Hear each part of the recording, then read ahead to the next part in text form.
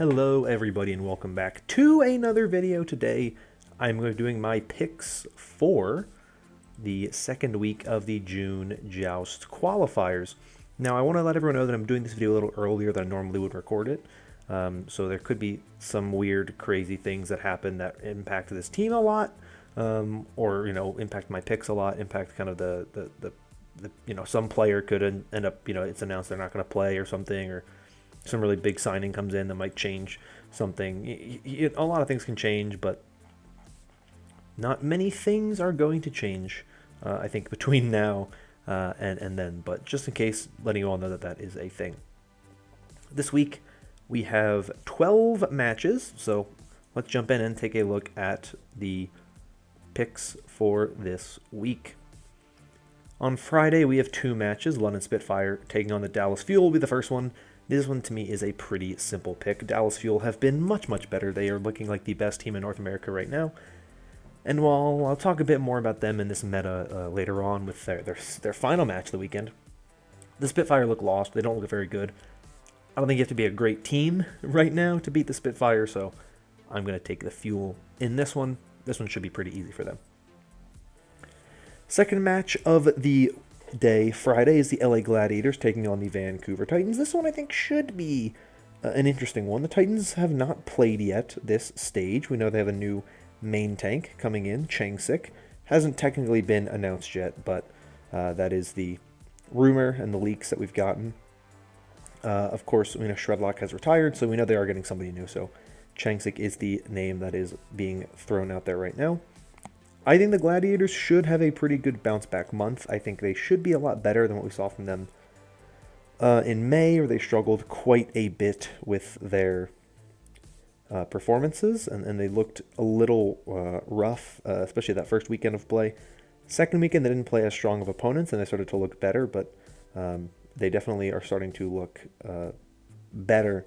And I think this time off will really help them. We haven't seen them play in, I think, like 6 weeks, 5 weeks. I mean, it's been a long time since they've played, 4 or 5 weeks or so. So they really should have a lot of things that have gone their way, and they should have definitely had some time to kind of improve. And so I expect them to be a pretty good team coming out, and I think they should beat the Titans pretty easily. Moving on to Saturday, we have 2 games in the APAC region. The first is the Shanghai Dragons taking on the Los Angeles Valiant. This one should be a pretty simple win for the Shanghai Dragons. They are the better team. They have the better roster. They have a much better record, and they overall just look much stronger. The Valiant are arguably the worst team in the Overwatch League. They have players out of playing off roles. They don't look very good. You can only beat a dead horse so many times. Shanghai Dragons should win this one pretty easily. Until the Valiant have shown me anything more than what they've done, they are not going to be a team that I pick to win any matches, most likely.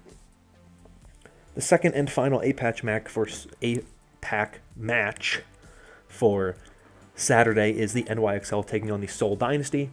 This is an interesting one. These two teams met at the end of the May Melee qualifiers. And sorry about that. They met at the end of the May Melee qualifiers. And the Seoul Dynasty won that one pretty convincingly, 3-0. Now, it was a bit close. There were some moments where the NYXL showed some kind of like flashes where they looked pretty good. But there were also some moments where they did not look very strong. They struggled to kind of close out maps. And so I don't expect this one to go the way of the NYXL. Yes, they had their win against the Philadelphia Fusion last week. And had they beaten the Guangzhou Charge, I think this series probably would have been a little bit more closer to that kind of big pick range for me. But I don't really think this one will be that close. New York is looking like they're improving. They've certainly shown that they have gotten somewhat better. But I actually think that this meta, if you can get away running double shield or hog main tank, like we've seen some teams kind of trying, I think this should be a perfectly fine meta for the Seoul Dynasty. So I think they will win this match. Moving on to North America, the Houston Outlaws take on the London Spitfire. Just like that Dallas versus Spitfire game, I think this one should be a blowout. I think the Houston Outlaws looked very good when they played the Mayhem. They looked much improved from their earlier performance against the Reign the day before. And I think that's really kind of the thing I'm looking at. The Outlaws look pretty comfortable with double shield. The Spitfire don't look comfortable really at all. And so I think if I'm the Outlaws, this is a meta I feel pretty confident in, pretty comfortable. I think that the Spitfire is a matchup that is very, very favorable for you, and so I think this one should be a pretty easy win for the Outlaws. The Spitfire could certainly surprise me and start showing some more promise, but really without the ability to play Shax on his best hero, like you're really limited what you can do already. And while Sparker is getting closer to being eligible to play, he's not eligible to play yet. And so until that happens, until I kind of see a really nice spark, pun not intended, in the London Spitfire, I really just cannot pick them. Next is the San Francisco Shock taking on the Toronto Defiant. We've gotten some news with the Defiant recently, some issues with them in terms of COVID cases, and so I'm hesitant to see kind of, we don't know exactly who's been affected. We know Logix has been in the hospital. There's been some reports that I don't want to talk about otherwise, but Logix has talked about being in the hospital in the past. I'm not sure if it is COVID or not, but we know that they have had a COVID outbreak. The team has confirmed 3 positive tests, and so that for me is a really big thing. Like these are issues you're going to be dealing with. The team will probably play. I would expect them to still play. They may have some issues getting the team playing in certain regards, but the Shock should win this one anyway. I think they're a better team, even if the Defiant are at full strength. I think the Shock are a better team. They had some rough moments in the May Melee with some of their coaching decisions, but ultimately I do think they're a better team. And I think they will beat the Toronto Defiant. The next and final match for Saturday is my first big pick game. I know you were all waiting for the first one. It is the Atlanta Reign taking on the Los Angeles Gladiators. These are 2 teams that are very interesting to me. The Reign had a very, very, very good week last weekend, beating the Houston Outlaws and beating the London Spitfire, putting themselves up, of course, 2-0 overall this stage. So a big win for them over the Gladiators would be huge in helping solidify themselves as one of the top teams in this particular monthly tournament. And I think Double Shield is one of the Reign's best compositions. I talked about this in the past. I think that the Reign are a team who are arguably at their best when they can play Double Shield, and it's not because maybe their Double Shield composition is better than their Rush composition. It's just that their Double Shield composition compared to other teams' Double Shield composition is better, and that's why I think this comp works for them so well.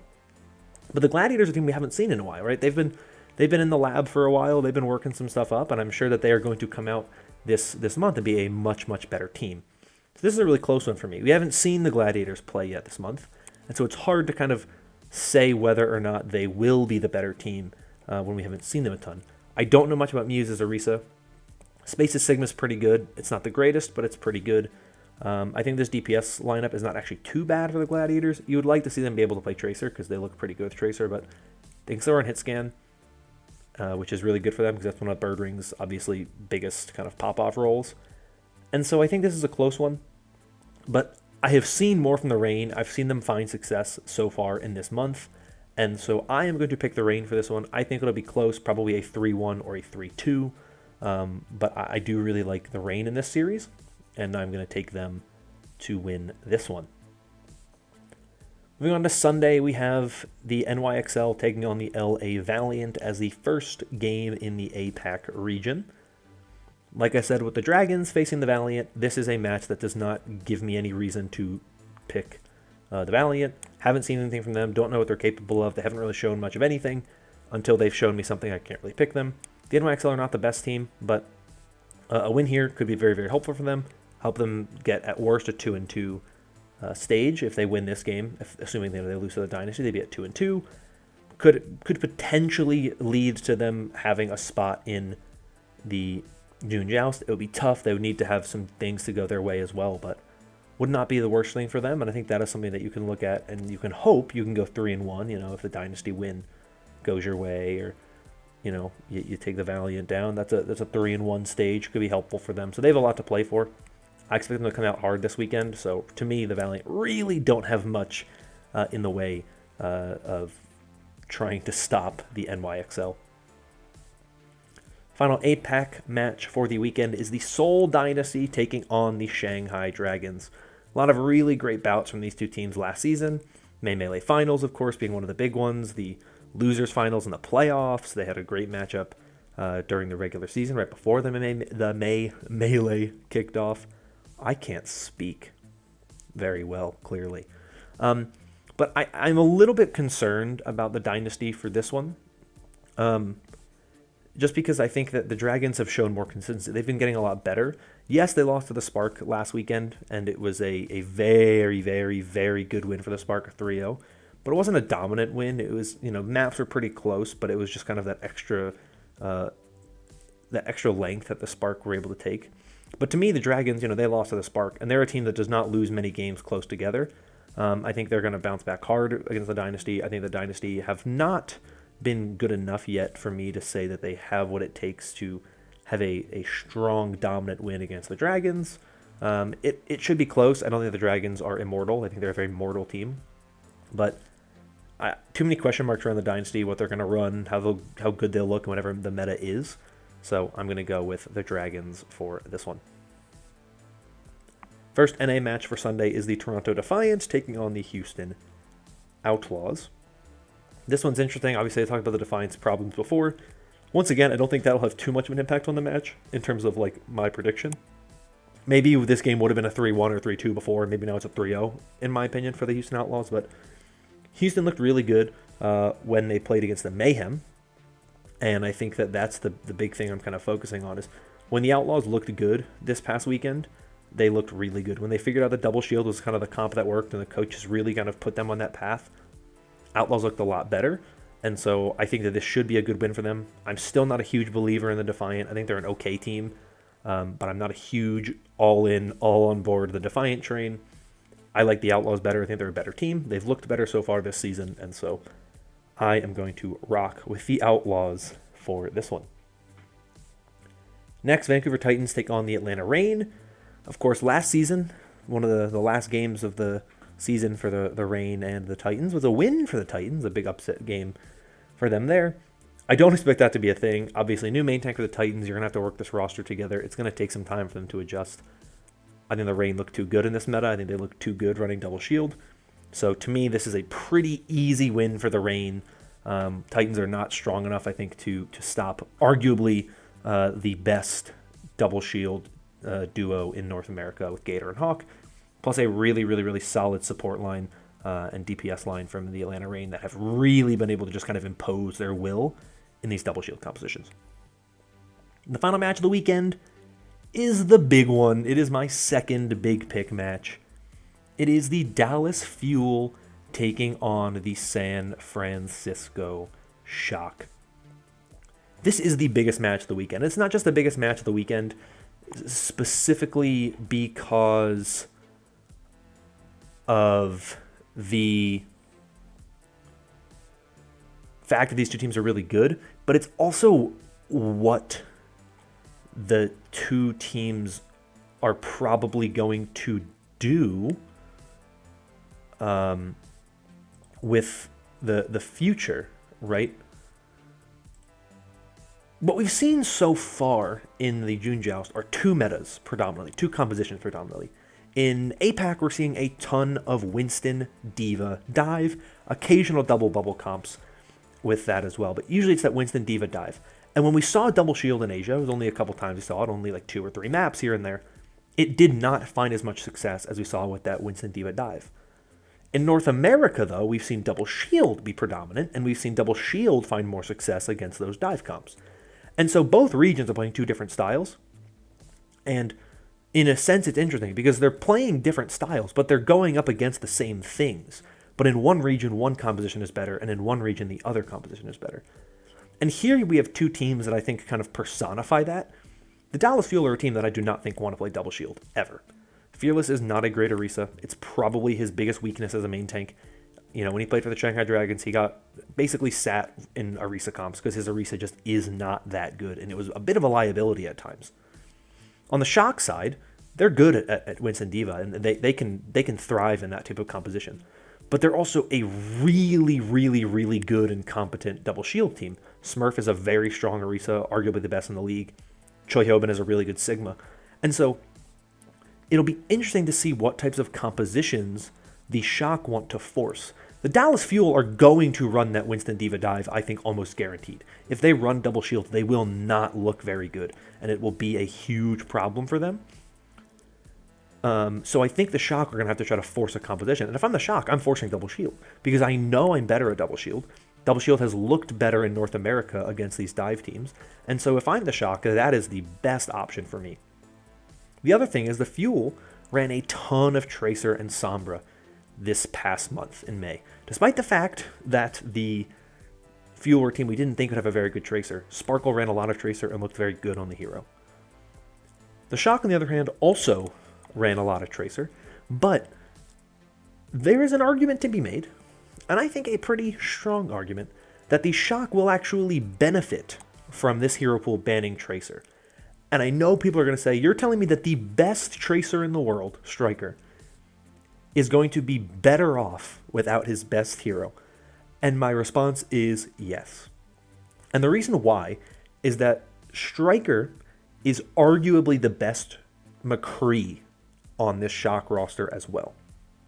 Now, McCree has not been as kind of meta dependent this time around, because there's different compositions you can run, but he will most likely be getting some playtime and be getting some significant playtime. We saw Kai play a lot of McCree this past week, so I would expect McCree to be a pretty prominent player here, a pretty prominent hero here, and so this is a hero that they were struggling last stage to make work because they wanted to keep Striker on that Tracer because he's so good at it. Now, without that Striker Tracer, you have way less incentive to force Striker on that Tracer role all the time. You can put him on the McCree if that's the role you want him on, and you can pair him up with a Glister or a Nero or a Tayo to fit in exactly what you need out of your DPS lineup. And so I think that this meta will be really good for the Shock. And you don't have to worry about switching between Super and Smurf, because you're not going to play Super unless you're playing Roadhog main tank. Right? With no Reinhardt, you don't have to worry about that. There is an argument to be made that them not having Violet able to play Zenyatta is a pretty big issue, but considering Baptiste has been huge in these double shield compositions, I don't think it's that big of a deal, because he's arguably the best Baptiste in the league. I 100%, this is a really confident pick on my end, and I think people are going to be really questioning this one. I think the Shock will win this one. I don't even know if it'll be very close. I think the Fuel are really talented, and I wouldn't be surprised to see them run some Echo Genji compositions. The Hangzhou Smart ran it against the Shanghai Dragons, found success with it to some degree. You know, they 3-0'd them, so obviously they were finding some success there. But it wasn't against double shield for the most part, right? It was against those dive compositions. So it'll be interesting to see what the Fuel run and how they go against the Shock team. But I really like the Shock in this meta. I think this is a really strong meta for them. I think they benefit a lot from this hero pool. I think it'll help them kind of solidify their core a lot, and it'll help them solidify their roster. And so I am picking the Shock to win this one. Probably like a 3-1 or a 3-2, but this is a series that I think will go the way of the Shock, because I think it is very good for them and not very good for Dallas. So I'll throw my overall picks. You can see them real quick in case you're wondering. I think these are some really interesting big pick games. Two teams that I think a lot of people would consider the underdogs in these matches in terms of like power rankings. Maybe not the Reign, because the Gladiators struggled a bit last stage, but this is an interesting series to me, and I'm really excited to get these games underway. This weekend's going to be great. I hope some of these matches are really great, and I'm excited to see what happens. But I'd love to hear from you. Let me know your thoughts on this week in the comments down below. Who you think's going to win, what you think's going to happen. If you think I'm an idiot for picking the Shock and picking the Reign or picking anybody that I picked, let me know. But that's all for me. If you enjoyed this video, consider liking and subscribing for more like it in the future. I hope you're all staying safe and staying healthy. And until next time, bye-bye.